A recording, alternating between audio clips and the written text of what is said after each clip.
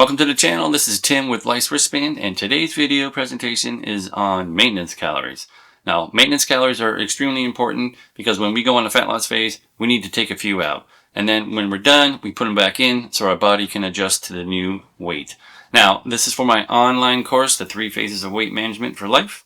And it's really going to help out. We go over one of my breakfasts. We add some egg, sausage, some toast, learn how to read some labels, and add our proteins, fats, and carbohydrates. Now, if you're not taking the course, that's okay. Download the form anyways. It's really going to help in your weight management journey. So I'd appreciate it if you like and subscribe for this video and, join our channel. If you have a BMI of 30% or higher, it's really going to help out. It's the way I lost the weight on my journey. It took me a while to figure it out, but the weightlifting community was really a big help for me. All right, let's get into this video presentation. In this presentation, we're going to be calculating your maintenance calories. These are the calories your body uses every day to do its normal activities. This is very important as in a fat loss phase, you're removing calories. In maintenance, you're not really doing anything, keeping the same calories. And if you're going to do a bulk, you're going to add a few calories to that. So how do you eat? Well, you eat normally or slightly less food if you've been gaining some weight. Drink about the same amount of water each day, usually about 8 glasses.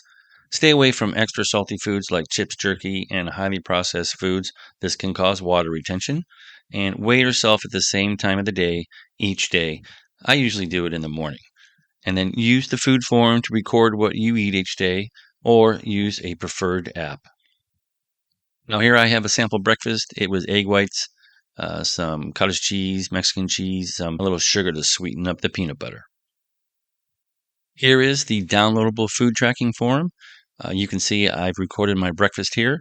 My time was 8 o'clock in the morning. I had egg whites with wheat toast, Mexican cheese, cottage cheese, some turkey sausage, homemade turkey sausage, some PB Fit, and some coconut sugar. Now on the quantity section, you record all the quantities, weight in grams. On the calorie section, you record the calories for those portions. On carbs, record the carbs. I'm not doing sugars right now, and I have fats and proteins.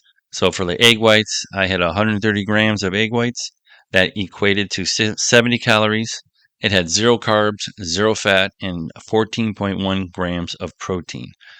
Total everything up at the bottom, and you'll see for my breakfast on 10/4/2024, I had 714 calories, 55.6 grams in carbs, 25.2 grams in fat, and 68.9 grams in protein. Now make sure you download enough forms so you can track 2 weeks worth of food intake. So final thoughts.